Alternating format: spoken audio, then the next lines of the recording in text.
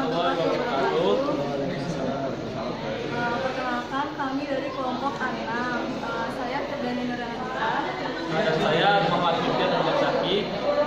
Di sini kami akan memperkenalkan hasil proyek kami yang berjudul Railway Station Rule yang berfungsi sebagai sistem dalam stasiun kereta api. Dalam proyek akhir ini kita menggunakan komponen 6 komponen, 2 input dan 4 output. Untuk inputnya sendiri ada sensor LDR dan sensor ultrasonik. Untuk outputnya ada LED, servo, speaker, dan LCD karakter.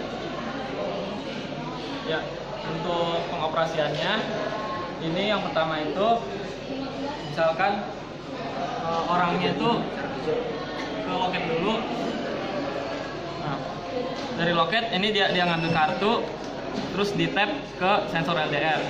Nah, sensor LDR nanti kartunya ini akan menutupi sensor LDR sehingga terbuka servo. Udah. Kemudian ketika kereta belum datang, bisa dilihat bahwa LCD karakter menunjukkan tulisan kereta belum tersedia dan speaker tidak menyala.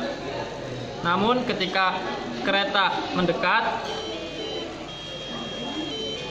LCD karakter menunjukkan bahwa kereta telah tersedia dan speaker menyala.